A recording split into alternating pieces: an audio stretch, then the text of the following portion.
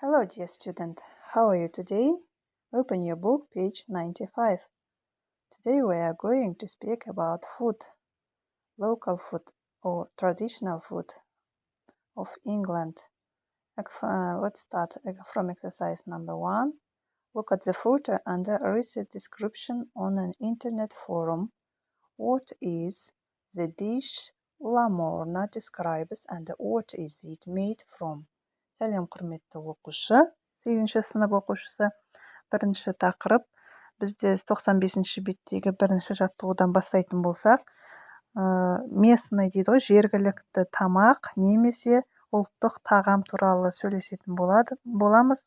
Бірінші тапсырма бізді қарап, мына суретке қарасаңдар, самсаға ұқсайды екен, иә? Мен соны самсаға ұқсаттым біз өзіміздің. Бірақ та бір айырмашылығы, бұның ішінде асқабақ секілді бір немесі болады екен, қоспасы. Қалғаны еттен и сарымсақтан тұрады, и сол асқабақ секілді қоспадан тұрады екен. Бір айырмашылығы сол. Ал былай қарасаң, тура біздің самсаға ұқсас тамақ екен, соған ұқсастырды мен. Енді мәтінді аударатын болсақ, мен Корнвеллда тұрамын. Ол батыс Лондонда, және бізде көптеген дәмді тамақтар бар. Оның ең әйгілі тамағы камиш пасти дейді. Осы паста деген нан, қамырды паста деп айтады олар. Ұлттық пасти жұқа наннан Д әрпі секілді формада, ішіне ұсақталған ет, фарш қой ол, сарымсақ, картошка және қызғылт көкөніс суиди деп аталады. Сол жаңағы мен айтқандай суиди деп аталады. Оны пеште пісіреді, духовкада пісіреді. Осы тағамды ыстықтай жейді, шанышқы немесе пышақ қажет емес.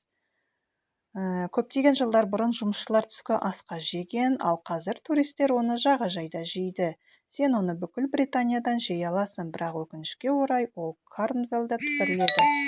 Олар оны Корнвелл пасти деп аталмайды, өкінішке орай.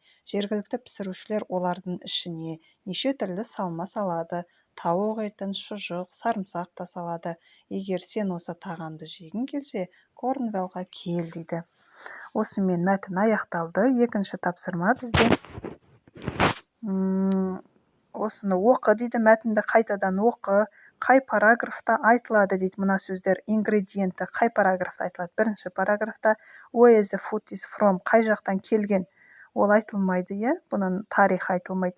Who eats it, кім жейді оларды дейді, туристер жейді, жергілікті жер жейді, адамдар жейді, ол екінші параграфта айтылған. Why people like it, адамдар неге оны ұнатады дейді, ол да айтылмаған, неге ұнататын. Where you can buy it дейді, сен оны қайдан сатып ала аласың дейді. Үшінші параграфта бүкіл жерден, Лондонның барлық жерінде сатылады деп тұр. The history of the dish дейді, историясы айтылмаған, тарихы қайдан келгені жайлы. How is cooked, it's cooked, қалай дайындалады, ол айтылды, ішіне салатын салмалар жайлы. Бірінші параграфта when you eat дейді, қашан жейсің дейді оны. Бұл да айтылды.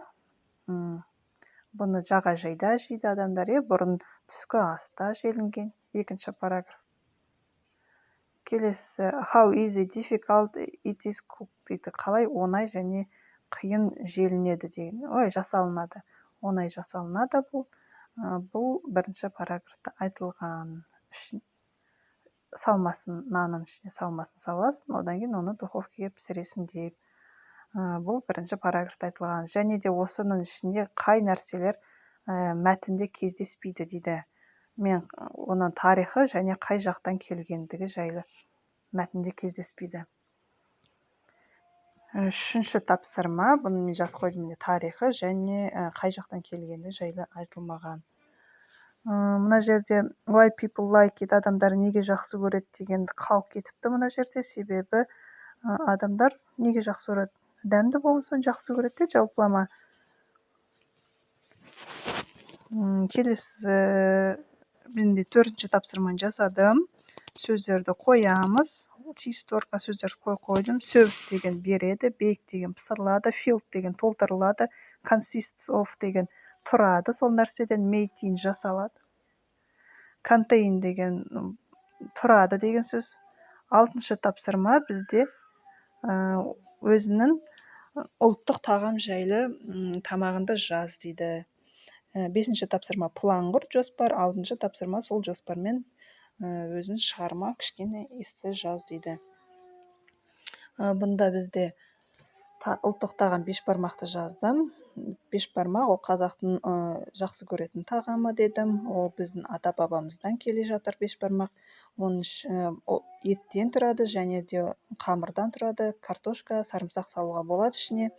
Мына жерде биф деген сиыр еті, жылқы еті және қой етінен болады. Ол свежий салат және қымызбен. Свежий салат та қосуға болады жанына, және қымыз. Біздің ұлттық сусынымыз ол қымыз, шұбат. Шетелден адамдар, қонақтар келсе, біз міндетті түрде өзіміздің бешбармағымыз, қымызымызды ұсынамыз оларға. Оларға ол ұнайды. Біз оны аптасына бір рет бешбармақ жасаймыз. Осымен сабақ аяқталды. Қош сау болыңдар.